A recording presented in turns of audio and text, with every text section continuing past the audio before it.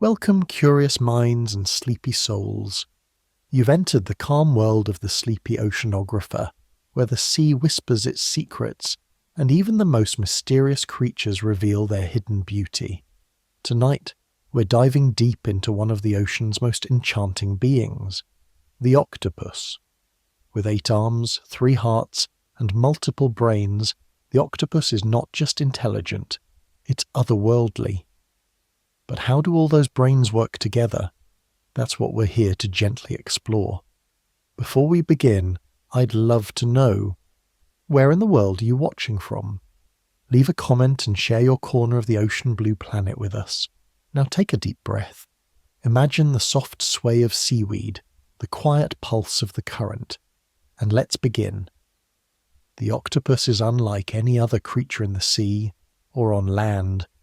It drifts through the ocean with a kind of slow-motion elegance, slipping through coral gardens and rocky crevices as though it were made of water itself. But beneath its soft, boneless body lies one of the most mysterious and complex minds on Earth. It might surprise you to learn that the octopus doesn't have just one brain. It has 9. A large, donut-shaped central brain is nestled between its eyes, wrapped delicately around its esophagus. But that's only the beginning. Each of the octopus's 8 arms contains its own mini-brain, technically called a ganglion. These are dense clusters of neurons, packed with as much decision-making power as the spinal cord of a small vertebrate animal. In total, the octopus possesses around 500 million neurons, more than a dog, and nearly as many as some primates. And what's even more astonishing, more than 2/3 of those neurons are located not in the central brain but in the arms themselves. This unusual neurological setup has fascinated scientists and philosophers alike. What does it mean to have multiple brains? Can the arms think for themselves? Can they make decisions without consulting the main brain? The answer, gently and astonishingly, is yes. An octopus's arm can continue to explore, grasp, and react to its environment, even if it's temporarily disconnected from the body. If an arm finds food, it can begin to manipulate it, curling around it, tasting it with its suckers, and sending signals back to the central brain about what it has found.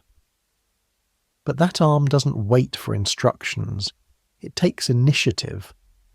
Imagine your hand reaching into a box and without needing your conscious thought, it starts identifying objects, determining what's useful and what's not. That's how an octopus arm behaves. Each one is an autonomous explorer, a tactile thinker, a sensitive seeker in the dark and shifting world of the sea. But despite this independence, the arms aren't in competition with one another. Somehow, without words or noise, they move in harmony, working together to swim, to hunt, to hide, and to play. The central brain plays more of a coordinating role than a controlling one. It doesn't micromanage every motion. Instead, it provides a kind of higher guidance, deciding on goals, interpreting danger, remembering past experiences. But much of the moment-to-moment decision-making happens at the outer edges of the body. This decentralization is not a flaw. It's a marvel of evolution. It allows the octopus to be extraordinarily flexible, fast, and adaptive in a dangerous and ever-changing world. Even the way the octopus moves reflects this shared intelligence. Unlike fish or mammals, it doesn't have a set gait or pattern of locomotion. It can crawl, glide, jet, or flow. Each movement is improvised, chosen in the moment by whichever arms happen to feel the right grip or texture. It doesn't need a master plan. It trusts its arms. It lets them lead. This distributed intelligence has led many scientists to ask a deeper question. What does it feel like to be an octopus? Is there a single stream of consciousness, or do each of the arms have their own sense of awareness? Is the octopus one being, or many minds living inside a single skin?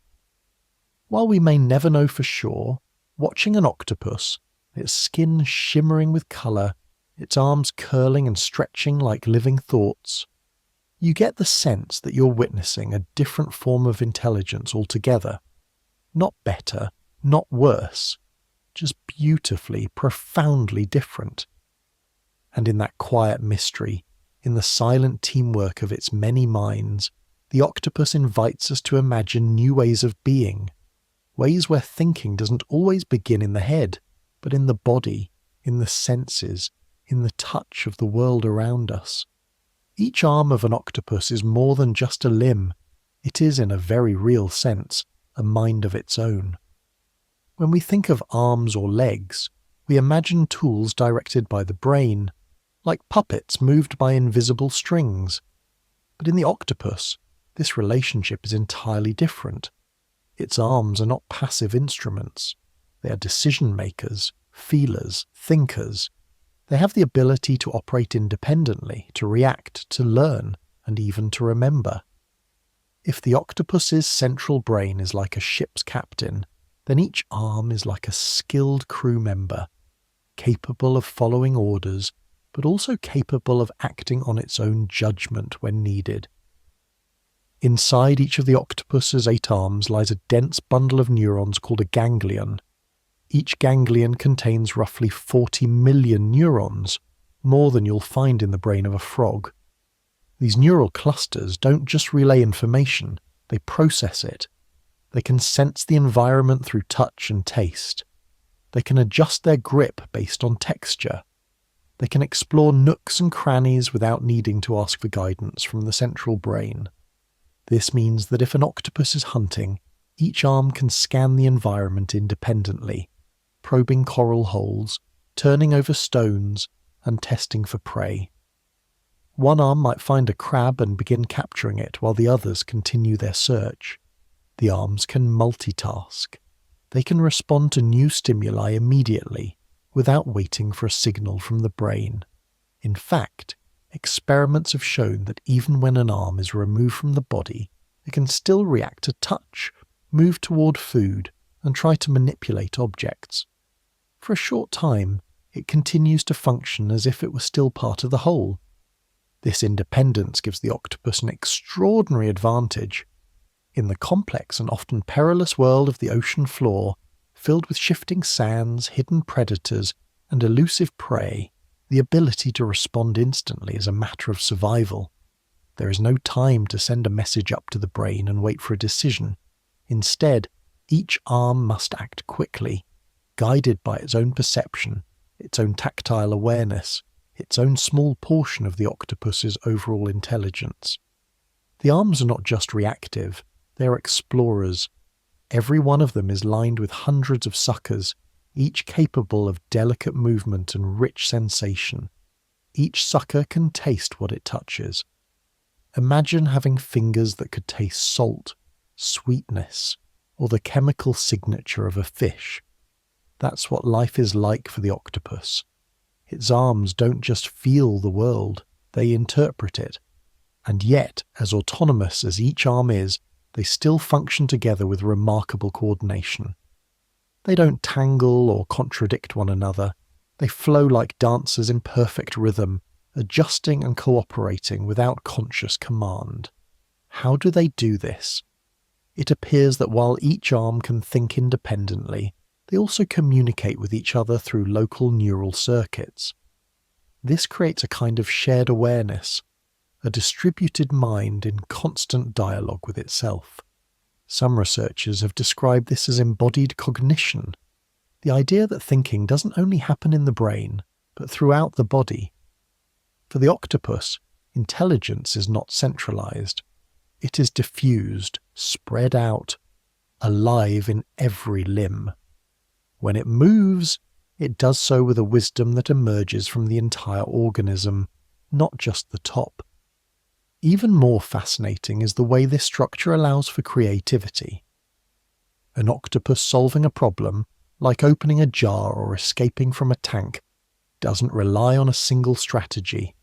It experiments, often using different arms in different ways. If one approach doesn't work, another arm may try something new. It's as though the octopus brainstorms with its body, each arm contributing ideas until the problem is solved. This kind of decentralized thinking challenges our deepest assumptions about intelligence. We often imagine a hierarchy, with the brain at the top, controlling everything below. But the octopus offers a different model, one where intelligence is shared, where authority is distributed, where the body itself becomes a mind. It is, in many ways, the opposite of how we are wired, and yet it works brilliantly.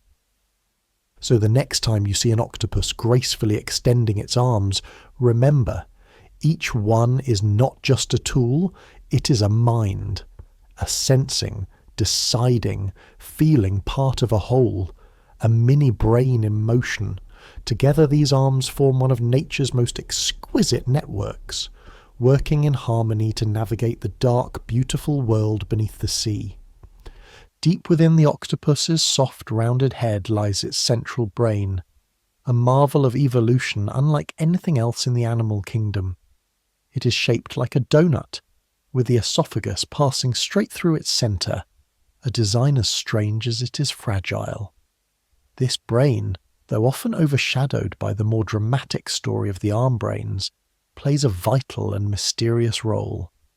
It is the silent conductor of the octopus's many minds, guiding the orchestra of limbs, senses and reactions into a symphony of graceful survival.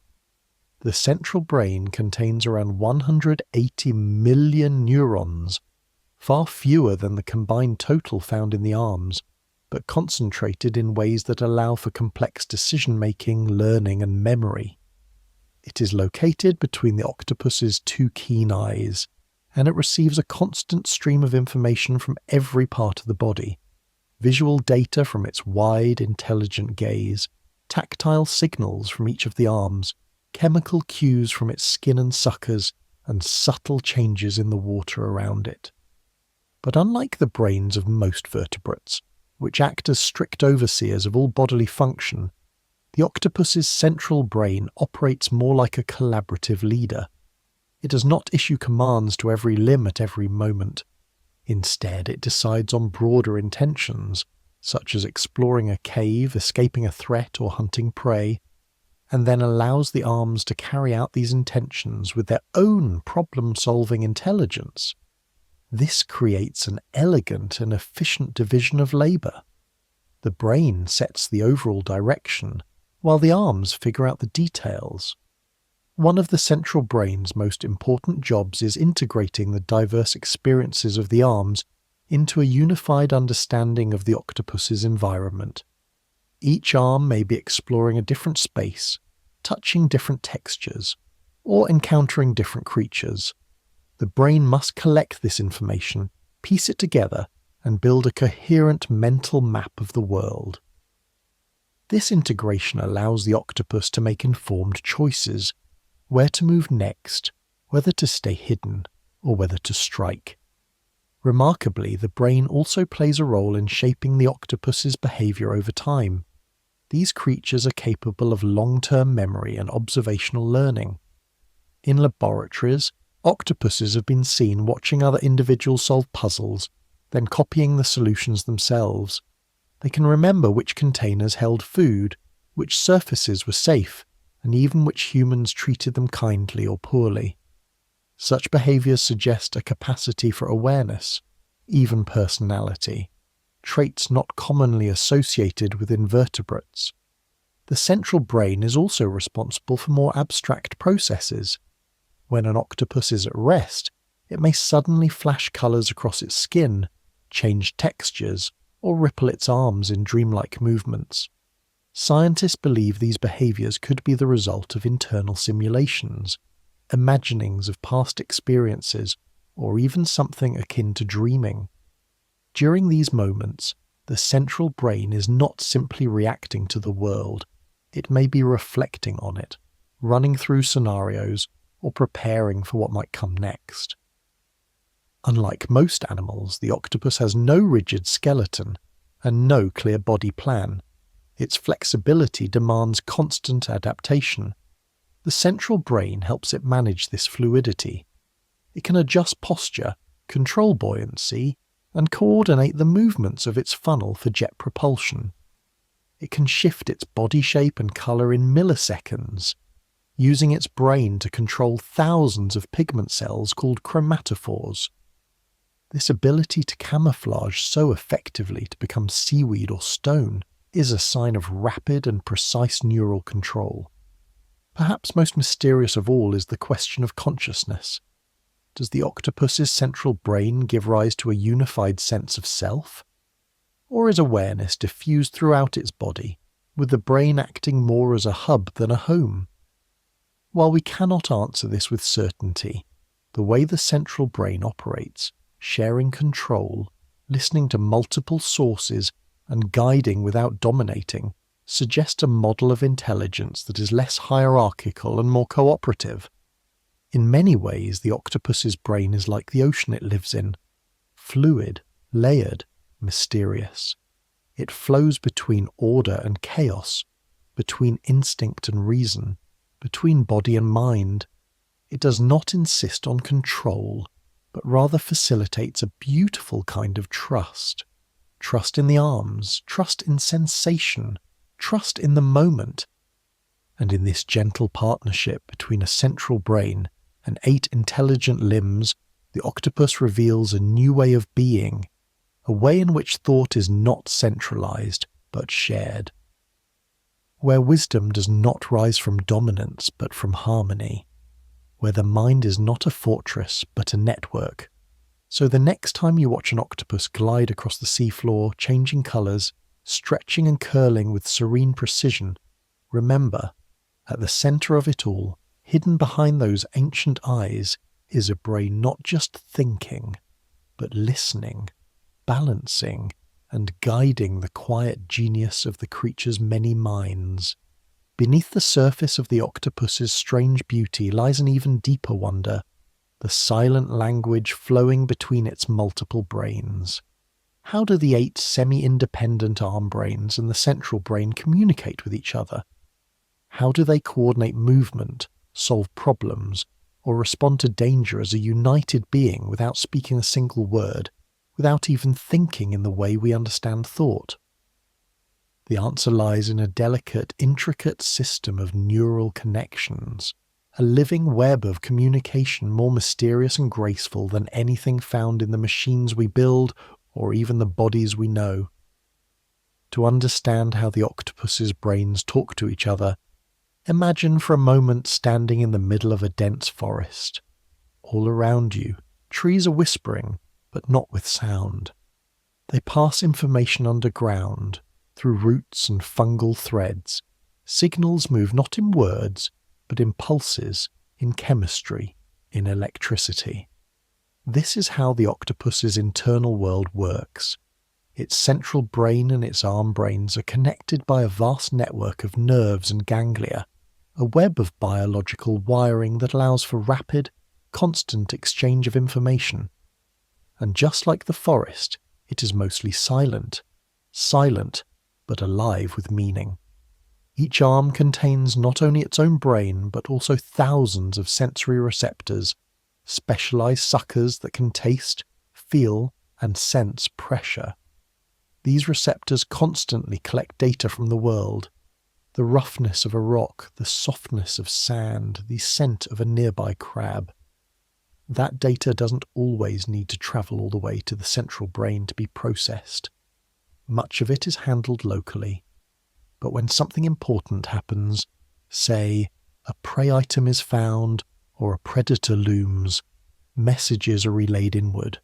Through neural pathways called axons and synapses, signals shoot toward the central brain, informing it of the situation. The central brain then interprets this input and may respond by sending back a signal, a kind of quiet suggestion. Move here. Contract that arm. Camouflage now. But it rarely gives strict orders. Instead, it often lets the arm make its own decision based on the context it understands best. In this way, the conversation between the brains is not a dictatorship, but a dialogue. Even more astonishing is that the arms also talk to each other. When one arm finds something worth investigating, a hidden cave, a shell, or a wriggling fish, it can trigger a wave of subtle electrical signals that ripple through the octopus's nervous system, alerting neighbouring arms. This creates a kind of local consensus. Other arms may shift their behaviour, either helping or moving aside depending on the shared goal. These decentralised interactions create coordination without conflict and complexity without chaos. This system is especially evident during tasks that require precision. For example, when an octopus captures prey, multiple arms may converge to manipulate it, each one adjusting its grip, coordinating pressure, responding in real time to movements. There is no master blueprint, no single source of control. The coordination arises organically, like musicians improvising together in perfect rhythm. Each arm is aware of the others, not through vision or thought, but through sensation, through feedback, through the subtle pull of neural messages coursing through their shared network. Even more remarkable is how this system allows for flexibility and adaptation. If one arm is injured or even removed, the remaining arms compensate almost immediately. The central brain recalibrates its messages, and the other arms adjust their behaviour. In time, even a regrown arm will rejoin the conversation, as though nothing had changed. This resilience is only possible because the system doesn't rely on one centre of power. It distributes intelligence evenly, creating a kind of graceful redundancy. Researchers studying the octopus have tried to map out this communication network, but it defies easy categorization. It's not like a human nervous system, where the brain gives orders and the limbs obey, nor is it like a computer network with clear command chains and logic gates. It is more like a living web of feeling, a body that thinks, a mind that moves, a self that is many and one at the same time. In fact, this way of communicating, through sensation, through proximity, through feedback loops, may be closer to how ancient creatures first experienced the world, before language, before consciousness as we know it. The octopus may remind us of what it means to be intelligence, not just to have it. Its conversations are not verbal, they are electric, fluid, embodied. The way water talks to a shore, the way light moves through deep currents. In this silent dialogue between arms and brain, there is a lesson for us too. Not all intelligence needs to be centralized. Not all wisdom comes from control. Sometimes harmony arises when we listen, not command, when we trust the many parts of ourselves to work together. The octopus does this naturally, beautifully, without effort. It shows us that the mind does not need walls. It can stretch out into the world, flow through the body, and still remain whole. So the next time you imagine an octopus slipping through the shadows of a coral reef, think of the quiet symphony inside it, a network of minds humming in unison, reaching out through each limb, feeling the world, and gently, wordlessly deciding what to do next. Touch for an octopus is not just a way to sense the world, it is a way to know it. But their sense of touch is far more complex and profound than ours.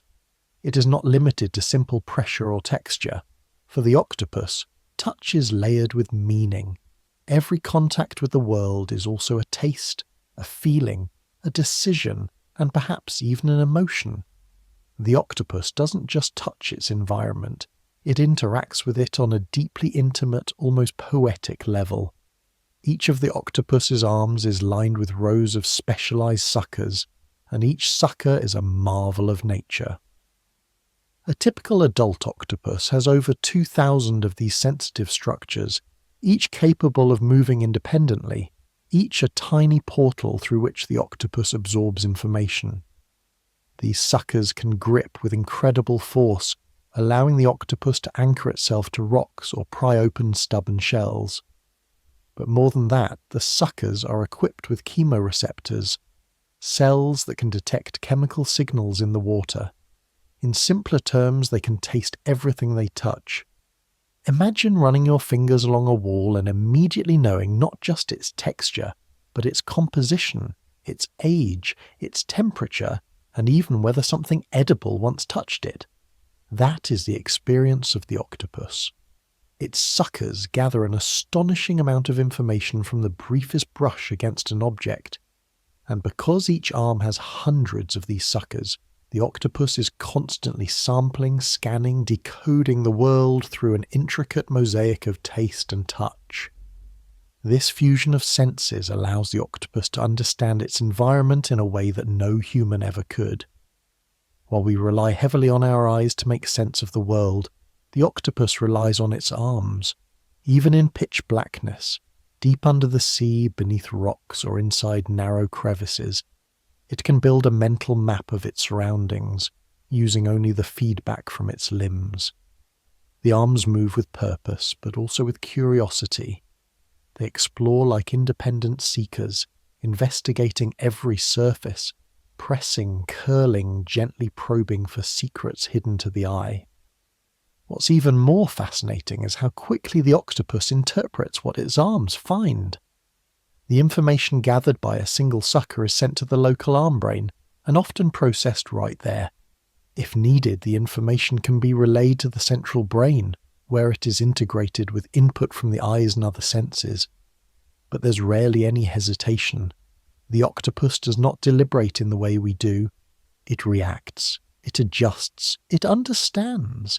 This kind of intelligence, rooted in the body, dispersed through the limbs, challenges our traditional ideas about cognition. It's not reflective or abstract. It's not based on symbols or language. It's physical. It's direct. The octopus is a creature that thinks with its body, and when it touches something, it does not do so passively. It asks a question. It receives an answer. These tactile investigations are also emotional. Octopuses have been observed caressing familiar objects, playing with toys, and even gently interacting with humans. Some seem to show preferences for certain textures or shapes, returning to them again and again. Others appear curious about new sensations, wrapping their arms around unfamiliar items and holding them for long periods of time. This isn't just instinct. It's behavior that suggests wonder, interest, even affection. The world of the octopus is therefore a world of sensation. The boundaries between inner and outer blur. The creature doesn't stand apart from its environment. It is immersed in it. Through touch, it experiences connection. Through touch, it makes decisions. Through touch, it survives. Think for a moment about what this means. For the octopus, a hunt is not a chase, it is a silent feeling. A shell is not just a hiding place. It is a message to be read with 1,000 tasting fingers. A hiding spot is not chosen by sight, but by the memory of texture, the curve of stone against skin. Even another creature, prey or predator, can be known through a single electrified contact. And because each arm operates semi-independently, different arms may experience different things at the same time. One arm may be wrapped around a rock, tasting for algae. Another may be reaching into a shadowy hole. A third may be holding a found object, slowly rotating it. All these sensations, all these tiny touches and tastes, come together to form the octopus's awareness, a flowing, shifting picture of its underwater world. In this way, the octopus reminds us that perception does not need to be distant. It can be immediate, physical, sensuous. The act of knowing does not require language. It can live in the body, in every motion, in every touch.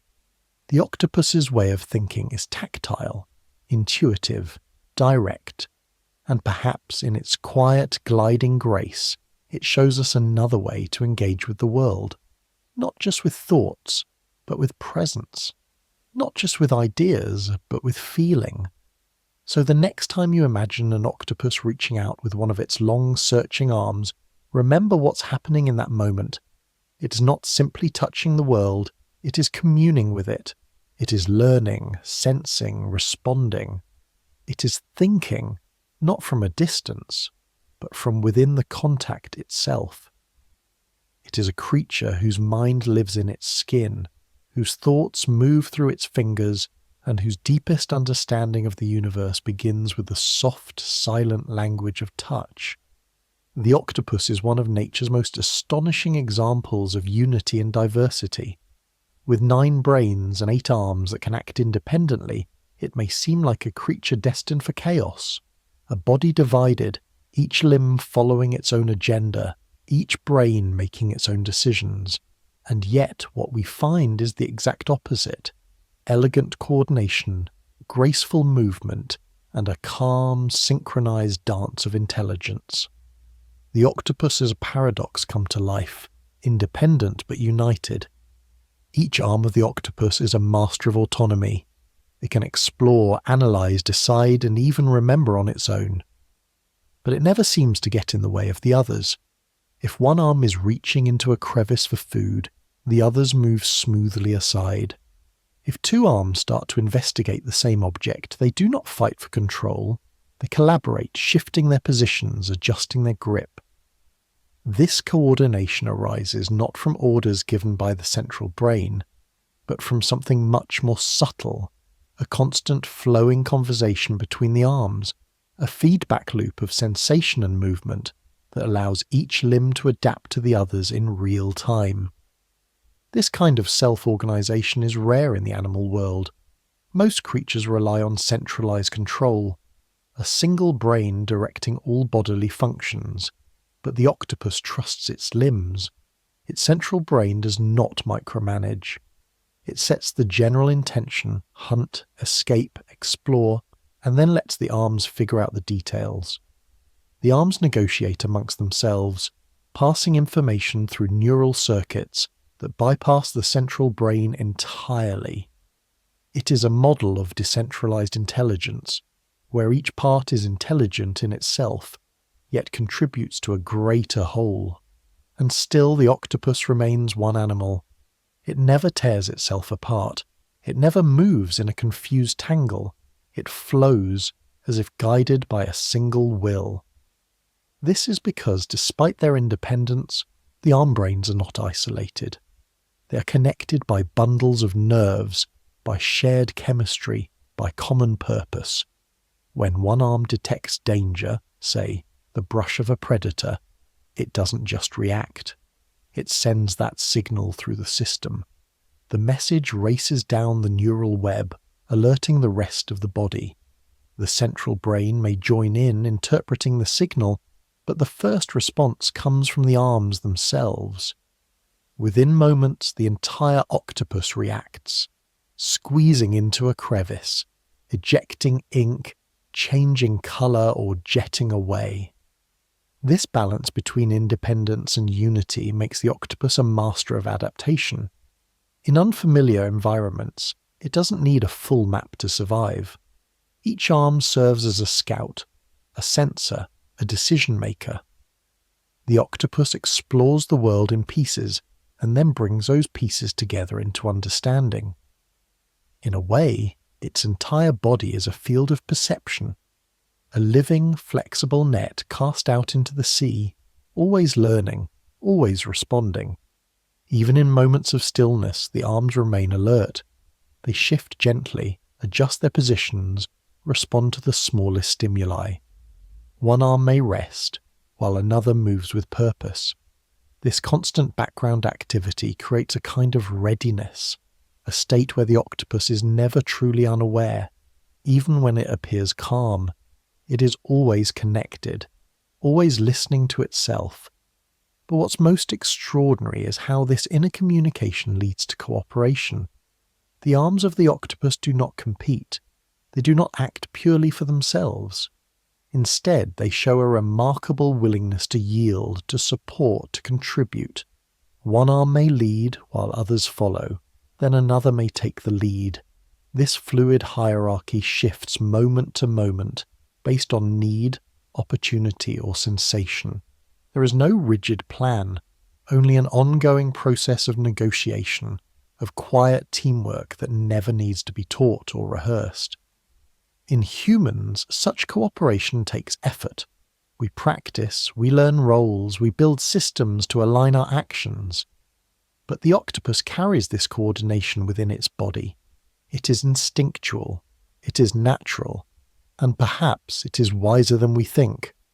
This unity also extends to regeneration. If an arm is lost to a predator or injured during a hunt, the octopus does not panic. The other arms adapt instantly, rebalancing the body's movements, and over time the missing limb regrows, complete with nerves, muscles, suckers, and even its own brain-like ganglion. The new arm is welcomed back into the network as if it had always been there. There is no confusion, no delay. The system absorbs the change and continues. What does this tell us about the nature of intelligence? That perhaps the most powerful minds are not the ones that centralize control, but the ones that distribute it wisely. That unity does not have to mean uniformity. That independence and cooperation are not opposites, but partners. The octopus offers us a model of being that is rare and beautiful. It shows us that it is possible to be many and still be one, to act freely yet always in harmony with the whole. It invites us to rethink the boundaries of the self, not as a fixed point, but as a network, a flowing interaction between parts, each contributing to the dance of life.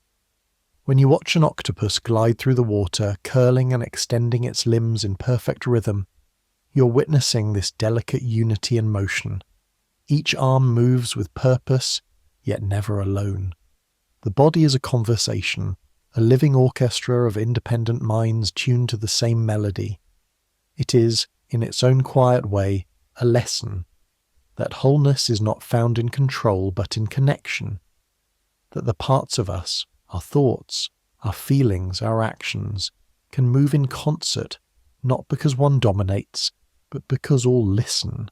And so the octopus lives, not as a machine with parts, but as a being whose many minds are joined by trust, not in conflict, but in collaboration, not in rigidity, but in fluid, endless grace. In the hushed depths of the ocean, far from the reach of crashing waves and the noise of human life, the octopus finds its place of rest. Within underwater dens, small caves tucked into coral reefs, or burrows dug beneath the sand, it curls its soft, boneless body into a hidden sanctuary and, like many other creatures, enters into sleep. But what happens when an octopus sleeps is one of the great mysteries of the animal kingdom, for sleep, in this strange being, may not be the quiet stillness we expect. It may be a dream. Unlike most invertebrates, the octopus has been observed engaging in what scientists believe is a kind of active sleep, marked by shifting skin patterns, muscle twitches, and gentle waves of colour moving across its body. In these moments, the octopus is not awake, yet it is far from silent. It becomes a living canvas, painting with pigments that bloom and fade in rhythmic pulses.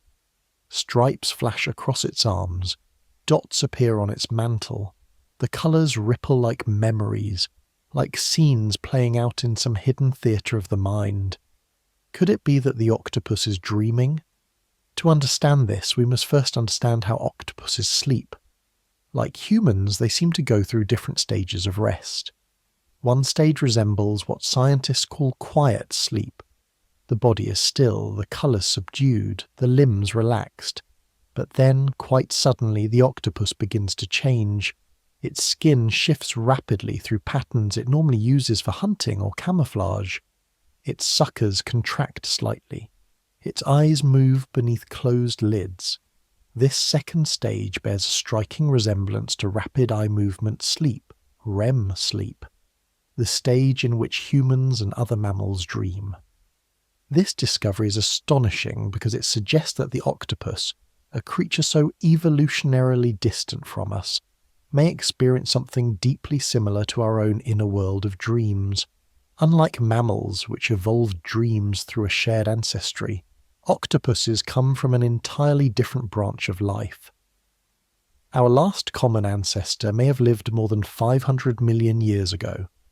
That two such distant forms of life could both experience a kind of dreaming is not only rare, it's profound. It raises the possibility that dreaming may serve a deep and universal function in the mind, across forms of life that look and live nothing alike. But what would an octopus dream about? No one knows for certain. Dreams are, after all, the private poetry of the mind. But we can imagine. Perhaps the octopus revisits the reef it explored earlier in the day, the tight tunnel it squeezed through, the crab it chased and caught. Perhaps it replays the dance of its arms curling around a shell, or the rush of water through its siphon as it escaped a sudden threat. Or perhaps, like us, the octopus dreams in symbols and sensations, colour, movement, touch, the echo of light in water. Maybe it dreams in taste, remembering the chemical signatures left on the rocks and currents. There is something deeply moving in this idea. A creature with no bones, no voice, and a body that flows like silk might have an inner life as rich and strange as our own. The sleeping octopus becomes a mirror, not just of the sea's mysteries, but of the dreamer in all of us. It reminds us that consciousness may not be limited to our shape or species, that in the deep, silent folds of the ocean, something like thought may ripple through skin and muscle, something like memory may stir in the dark. Scientists have begun to wonder whether these sleep states serve the same purpose they do in other animals, consolidating memory, reinforcing learning, preparing for future behaviour. Octopuses are quick learners. They can solve puzzles, remember mazes, and even distinguish between individual humans. Is it possible that sleep helps them file these experiences away, preparing them for another day in their ever-changing world? Perhaps the flashes of colour are traces of this process, flickers of remembered moments, coded into pigment. There is even evidence that the quality of sleep affects the octopus's health. Like us, they appear to need rest to function at their best. In captivity, octopuses deprived of shelter or constantly disturbed during rest can become agitated, withdrawn, or disoriented. But when they have time to sleep deeply and safely, they emerge refreshed, alert, and curious, ready to explore, ready to learn, ready to feel the world with all 8 of their intelligent, sensitive arms. And yet, despite all we know, there is so much we don't. We cannot ask the octopus what it sees in its sleep. We cannot interpret the shifting tattoos of light that bloom across its body in darkness. We can only watch and wonder.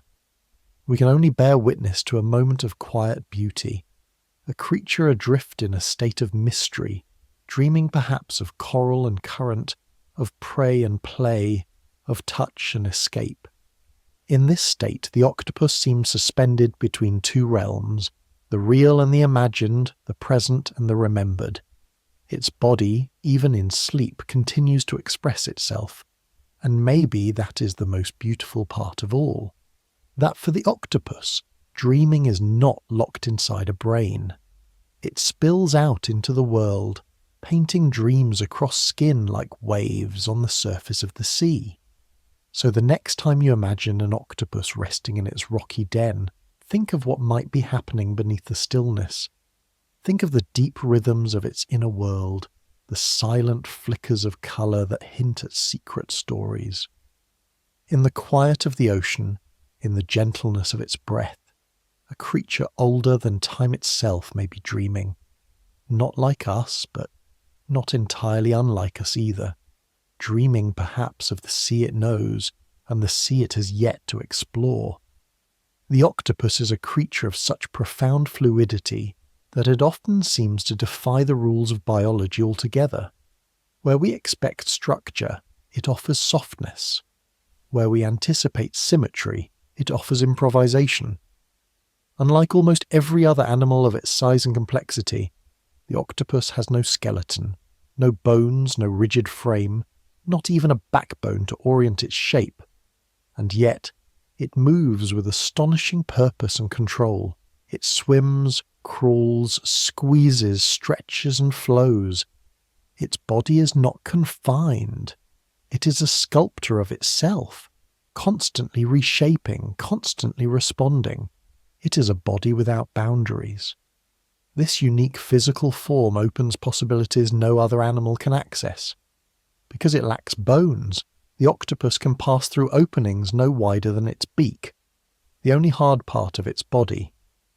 What appears to be a large, wide-headed creature with long, muscular arms can suddenly compress itself into a ribbon of flesh and slip through a hole the size of a coin. In doing so, it leaves behind not just predators, but the very concept of physical limitation. It behaves less like a land-dwelling animal and more like a liquid organism, pouring itself from one space into another. But this liquid-like movement is not without intelligence. It is deeply guided by the octopus's nervous system, which is unlike anything else in the natural world. With more than 2/3 of its neurons located in its arms, the octopus distributes the task of movement across its body. There is no single command center issuing strict orders. Instead, each arm feels, decides, and acts on its own, while staying in conversation with the central brain and the other limbs. This allows the octopus to navigate complex environments with breathtaking precision. When an octopus moves across the seafloor, it does not follow a set pattern. Its motion is spontaneous, almost improvised. One arm may extend forward and anchor to a rock, another may contract to pull the body forward, while others lift or stabilize. There is no single gait. Each step is determined in the moment, based on the terrain, the current, and what the octopus's many arms are sensing. This lack of rigidity creates not confusion, but adaptability. The octopus becomes an expression of its environment, flowing into whatever shape is needed for the task at hand. This flexibility is more than just physical. It reflects an entire way of being. The octopus does not carry a hard boundary between itself and the world. Its skin is sensitive to light and pressure. Its suckers taste the water and the surfaces they touch. Its body is porous to experience. Where other animals may rely on vision or hearing to understand their surroundings from a distance, the octopus learns by immersion. It blends with the reef, molds itself to rocks, explores crevices with skin and muscle. It becomes part of the space it inhabits. Even its camouflage reflects this boundaryless nature. The octopus can change the colour and texture of its skin in a split second, using a system of pigment cells called chromatophores, along with muscles that adjust skin texture. It doesn't just blend in, it becomes the background. Its body mimics the shifting sands, the rough coral, the flicker of sunlight through shallow water. And it does so without mirrors, without thought, as we know it. The skin itself responds to light directly, guided by a network of sensors that bypass the brain entirely. The body reacts to the world not as something separate, but as something it is already part of. This ability to reshape, to disappear, to move without formality, gives the octopus a kind of ghostly power in its environment. It can enter where others cannot. It can hide in plain sight. It can reach into spaces that seem impossible. Even its methods of locomotion reflect this uncanny nature. When startled, the octopus can contract its mantle and shoot a jet of water from a muscular siphon, propelling itself backward with stunning speed. The jet is sudden, forceful, yet controlled. It is flight without wings, escape without planning. A flash of motion, then silence. And when it returns to calm, the octopus can drift gently through the water, trailing its arms behind like delicate tendrils. It does not struggle against the current. It moves with it, adjusting shape and posture moment to moment. It becomes a leaf in the sea, a ribbon on the tide, a thought in motion. This formlessness allows the octopus to experience the world in a profoundly different way. It does not move through space, it merges with it. It does not carry a fixed identity, it adapts. Its shape is not a prison but a tool. Its lack of skeleton is not a weakness but a gift. And perhaps that is one of the most powerful lessons it offers, that strength can come from softness, that flexibility can be a form of wisdom. In our own lives, we often look for structure. We build walls, routines, plans. We define ourselves by rigid roles, fixed shapes. But the octopus lives another way. It shows us the power of openness, the ability to change, to adapt, to dissolve the borders between self and world. It lives without armor, and yet it survives. It lives without a path, and yet it finds its way.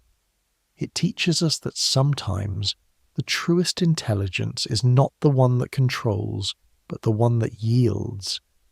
And so, in the quiet of the sea, the octopus drifts, not as a creature confined by shape, but as a living expression of freedom.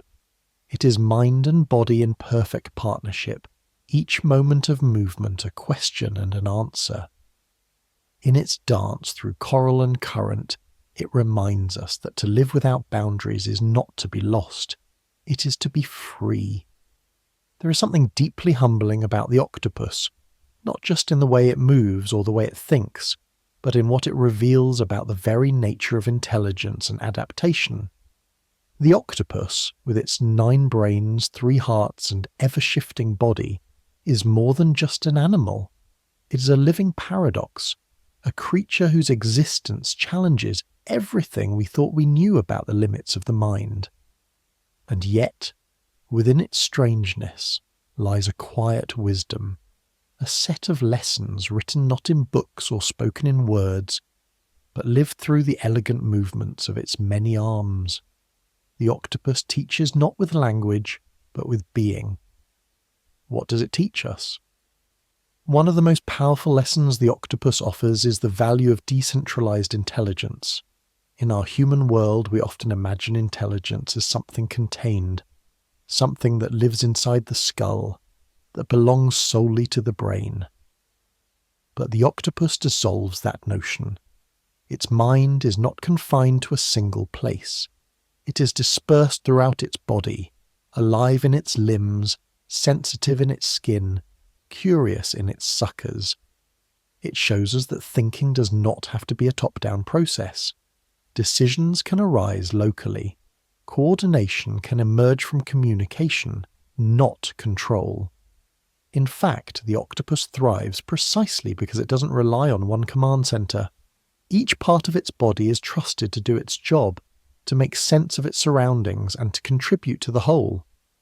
What might our lives look like if we trusted more parts of ourselves, our intuition, our sensations, our subtle instincts? The octopus shows us that intelligence is not just abstract reasoning or calculated planning. It can be instinctive, tactile, embodied. It can live in motion, in reaction, in direct engagement with the world. The octopus also reminds us that true intelligence is adaptable. There is no right way to move, no single strategy for success.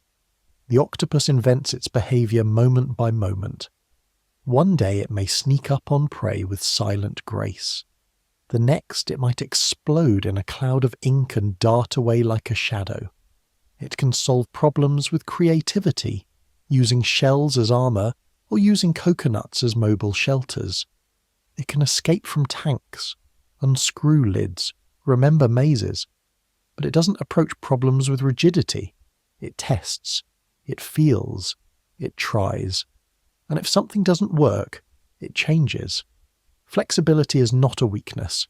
It is its greatest strength. This lesson is especially powerful in a world that often rewards fixed identities and narrow paths. We are told to specialize, to define ourselves early, to stay within the lines. But the octopus shows us a different way. To be curious, to shift form when needed, to remain open to the unknown, to embrace complexity rather than resist it. The ocean, after all, is not a predictable place. It is fluid, dynamic, and full of surprises, and so is life. The octopus does not fight the current, it flows with it. Another lesson the octopus offers is the value of presence. When the octopus explores a crevice or examines a rock, it does so with complete attention. Each arm touches, tastes, feels. There is no distraction, no rush. It is immersed in the moment. It does not separate itself from its environment. It becomes part of it. This deep, embodied presence is something we often lack. Our minds leap ahead, always planning, always remembering, rarely resting. But the octopus lives in direct contact with now. It senses the world not through screens or symbols, but through touch, texture, flavour, motion. It invites us to slow down, to return to our own bodies, to feel the world rather than merely observe it. In its quiet way, the octopus also teaches us about vulnerability. It has no shell, no claws, no sharp teeth. It is soft, fragile, and yet it is not helpless. It survives not by being stronger, but by being smarter. It hides, it blends, it flees, it outwits. It shows us that you do not need to be hard to endure. You do not need to dominate to thrive.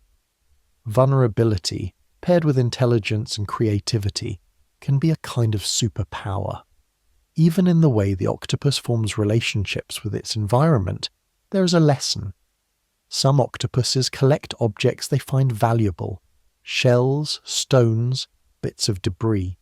They arrange them, use them, even decorate their dens. This behaviour suggests not just problem solving, but a sense of aesthetic awareness, a desire to shape their world.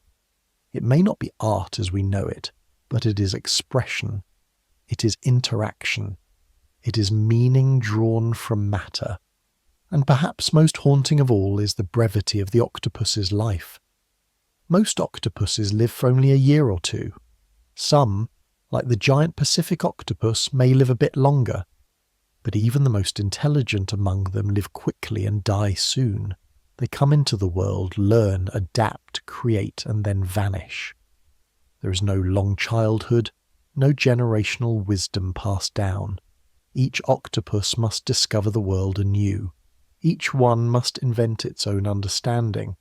In this fleeting existence, the octopus shows us the preciousness of time.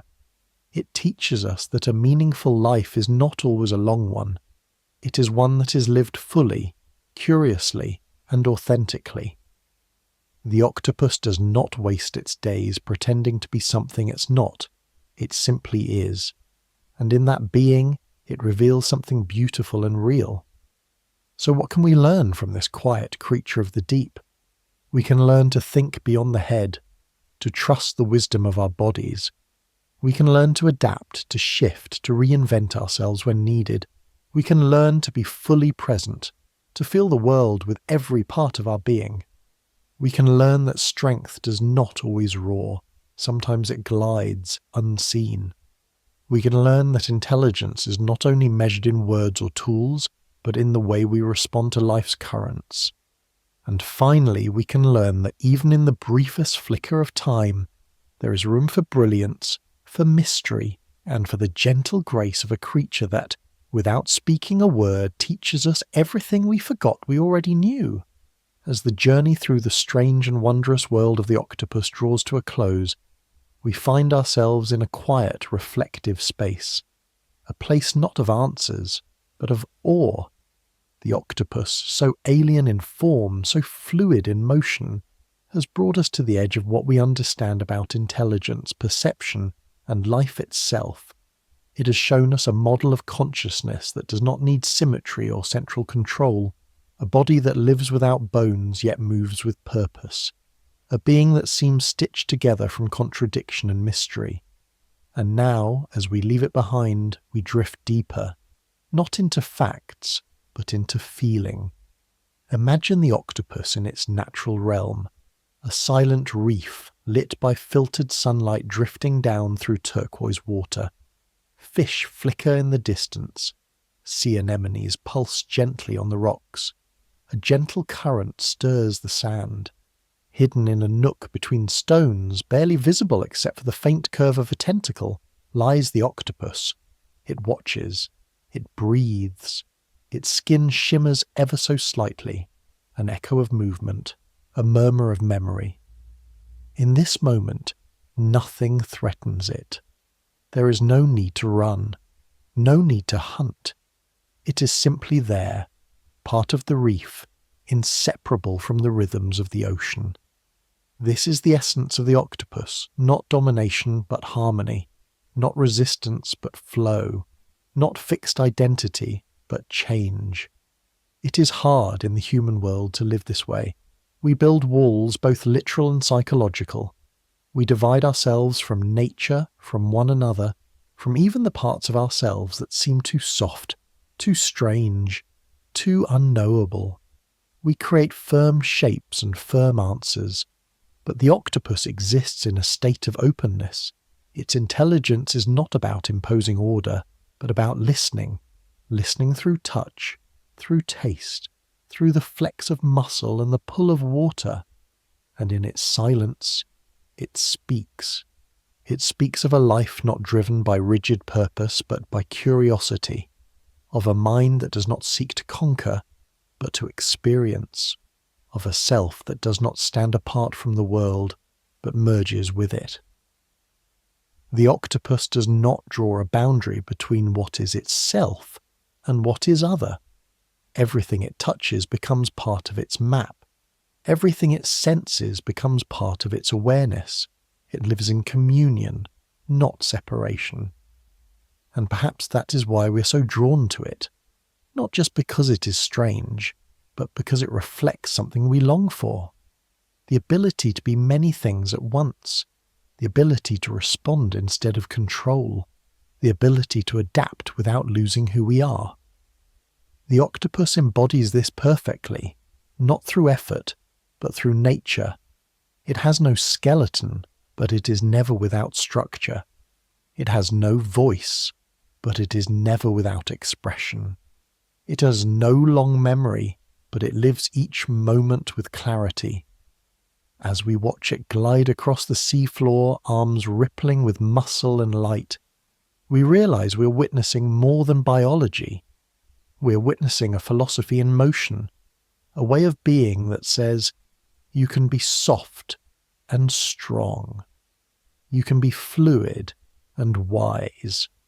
You can move without knowing the destination and still find exactly where you need to be. The octopus reminds us of something ancient. Long before humans built cities or wrote books, long before even the dinosaurs walked the earth, the ancestors of the octopus explored the seas. Their lineage stretches back over 300 million years. They have seen extinction and rebirth, silence and storm. They have shaped themselves to survive in ways we can barely comprehend. And yet they endure, not with armor or aggression, but with subtlety, with sensitivity, with astonishing grace. And now, as we prepare to surface from this journey, to leave the dim, beautiful world of the octopus behind, we do so changed. We have not just learned about a creature, we have felt its presence. We have glimpsed, however briefly, a mind unlike our own, a life lived in a different rhythm, a body that thinks, that dreams, that feels the world as if it were part of it, not apart from it. Perhaps tonight, as you close your eyes, you will remember the octopus, not just its shape, but its way. You will remember the way its arms moved like thoughts, the way it disappeared into coral as if made of shadow, the way it pulsed with colour as if dreaming of something just beyond understanding. And maybe, just maybe, you will carry a little of that wisdom with you, the wisdom to soften, the wisdom to explore, the wisdom to live in harmony with the world instead of in battle against it. Let yourself drift now. Let your thoughts move like water. Let your body rest like the octopus in its hidden den. There is nothing more to do. There is nothing to fix. You're already part of the world just as you are. fluid, changing, whole. Good night, gentle traveller.